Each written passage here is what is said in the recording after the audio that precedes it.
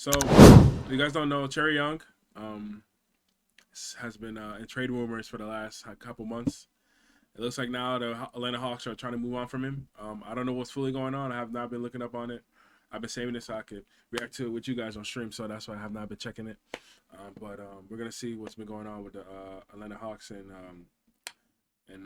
Trae Young. So we're gonna see what's been going on with that thing. See what's going on, man. It's the fourth game of the season. Trae Young goes down after his own player slams into his knee. That hurt, but the worst part, it was a flop. Look closely. This dude Mo Gay is barely touched, but falls so hard into his superstar teammate. What a terrible time, because the Hawks are just 1-3 after having an A+ offseason. Now Trae gets hurt, but that injury may change the Hawks forever, because they got to see what life looks like without Trae. Now, it's not even controversial to say he is their second best player. Jalen Johnson's a bona fide all-star. Jalen Johnson better than Trae Young, bro? Shit.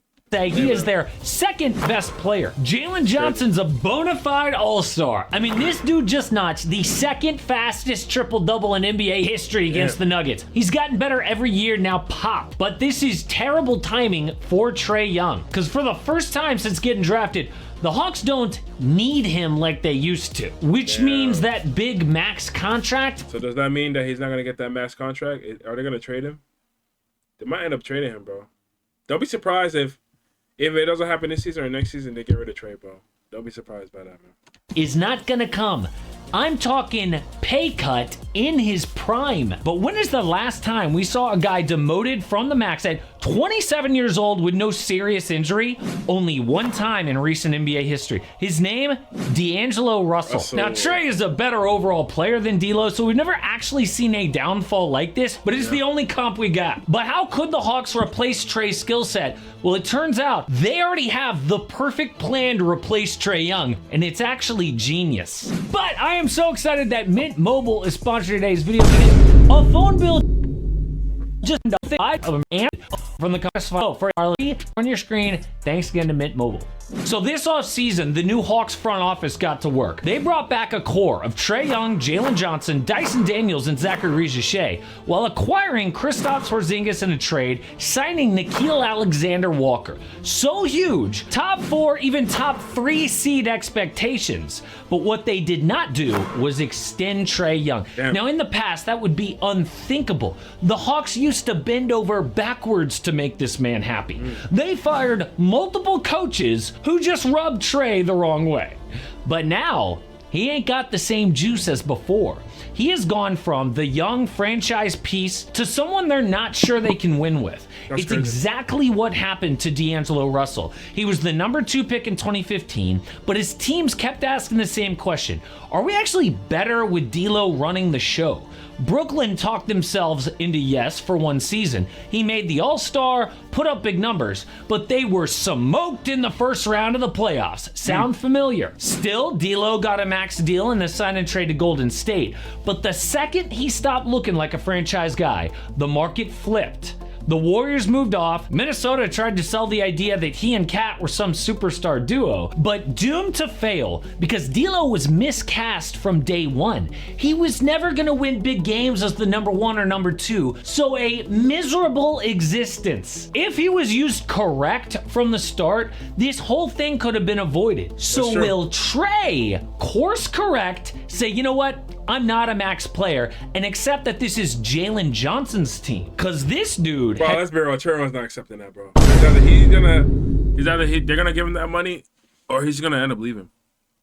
I mean, I don't see him actually saying that. Has taken an all-star leap before our eyes. He was the number 20 pick in 2021, and we all knew he was good, but this year is different. How? Well, we knew the defense would be better without Trae, but the Hawks' new offense is amazing. A big chunk of their work is in transition. 3rd most fast break points in the league. It's guys like Johnson, Dyson Daniels, Regis-Shea, all tall and long, but Johnson's a beast at 6'8", 220, the perfect transition player. Look how he makes Colin Sexton and look like a JV player with his high pickup and finish. But this year, his half court is special. Dude can put defenders on his hip, bump, separate from the mid-range J. At a pick and roll, he skates into open space, flow out for a rhythm fadeaway. That is touch, not just explosive athleticism. He is now shooting at a 40% clip from deep, but the passing, I'm not saying that Jalen is Trae Young, but over 7 dimes a game from a guy who's 6'8" is special. Look how that mid-range threat that he has pulls the defense back for this lob.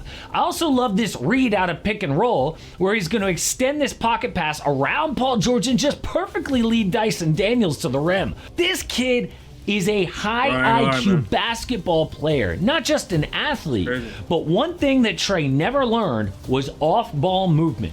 Jalen slices up a defense with cuts. Look how John Collins here tries to cheat over toward Porzingis at the nail, and in the blink of an eye, Johnson's cutting behind him and getting this dunk at the rim. And then, because of Johnson's unique build, you can also plug him into any off-ball action. This is just a simple cross screen and semi-transition. Jalen's gonna curl all the way around for an easy paint touch. Jalen Johnson is basically who every team... I'm not gonna lie, I think Jalen Johnson, don't be surprised if he gets the max contract over Trae Young, bro. I mean, bro, Loki looks like he's better than Trae Young, bro. I'm not even gonna lie, bro. I mean, you see the stats, man. You feel me? It says everything you need to know, bro. Hopes their big 6'8" wing will turn into. Must feel so good for the Hawks to have an offense that's not all about one guy. Yeah, Trae is a great passer, but he commands the rock and doesn't move off ball. Mix in inefficiency, bad defense. No wonder they don't offer him the max. I mean, look at this. Trae may be the best passer in the NBA, led with over 11 dimes per game last year. That is elite. But he is inefficient from all areas scoring. Most of his career shot below 35% on pull-up threes. Lacks size, strength, and lift to create consistent offense in the mid-range. And his rim finishing, handicapped from being 6'2", no verticality to play above the basket. Career high at the rim, 55% in 2022. Still 13% below league average. Now, yes, he can torch a defense some nights, but that early comp to Steph Curry went out the window a long time ago. So right now, the Hawks have the number 8. The thing is about the NBA, if you're not like a Steph Curry, let's say if you're shorter, if you don't have a build like Curry, like a shooter, then you don't really serve any purpose in the NBA when it comes to scoring and all that. Because, bro, keep in mind, Trae Young is even shorter than Steph Curry, bro, or even Chris Paul. You have to be able to do if you're not good in like being able to attack the rim, all that, you gotta at least be a shooter. You gotta know how to shoot the ball, like actually make shots. If you can't do that, then I mean, and I'm not saying Trae Young is a bad player, but I'm just saying in general, like if you as a player, if you're short, like in NBA standards, if you're short and you don't have at least one thing you're good at, or at least if you're good at let's say if you're really good at like passing and like Trae Young or something like that, then you're not really gonna succeed. You're not really gonna get what you want in the NBA. That's just honest, like, to be honest, bro. Defense in the league without Trae. Do you know the last time they were top 10? 2017, 2 years before Trae. His whole era there has been defined by bottom 10, bottom 5 defense. So is he gonna mess this up when healthy or accept his new role? Well, if not, the Hawks have the perfect plan already. It turns out this new front office is either really smart or really lucky, because on draft night, they had pick 13, which is exactly what the Pelicans wanted. So Joe Dumars called the Hawks and offered getting Derek Queen at 13, which looks decent, for number 23 and their 2026 first-round pick. Well, right now, no pick's got a better shot to go number 1. And it turns out the gem of this draft happens to be a point guard named Darren Peterson. He has the So Atlanta Hawks are going to get Darren Peterson? Shit, that'd be another good player to add to their team, man. Ready to fire like Trae, 3-level scoring, playmaking, but it's 6'6", defensive potential that Trae literally can't compete with. So if the Hawks do well in the draft, Trae Young moves on, they got all this cap space, they could be in an even better position without him. Talk about leverage in negotiations, there's no way this kid's getting the max. And if that hurts his feelings and he wants to leave, well, where would that be? Well, the Hawks already opened up trade talks, and the only bite was from the Sacramento Kings. Damn. Zach LaVine's reps wanted a swap with Levine and Trae Young. And the old front office even discussed De'Aaron Fox, but the new Kings GM says he's got no interest in Trae. So other desperate teams that we can't rule out include the LA Clippers, the Milwaukee Bucks, maybe even the Dallas Mavericks. But right now, we are watching the downfall of Trae Young in real time.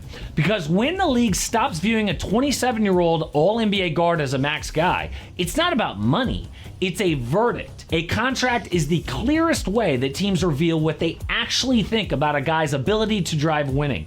Once a front office decides your talent doesn't automatically translate to wins, everything changes.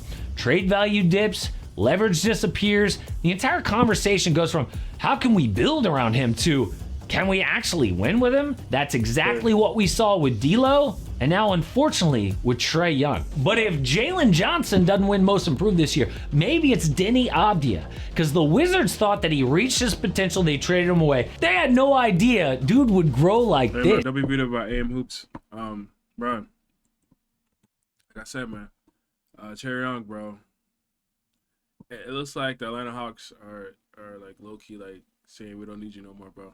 Like, if you were to leave, it is what it is. They don't really, they really just keep. It's like Trae Young. It's crazy how this is be his team. Now he's like a second option on his own team, bro. That's just crazy. Bro, I mean, Trae Young had many years to improve his game. So like, I mean, if somebody else comes and takes that spot, he can't really be mad. I mean, that spot's been open for you for how many years? You just didn't, improve your game. It is what it is, man.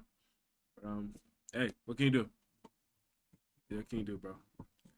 W get video by AM Hoops though. WW.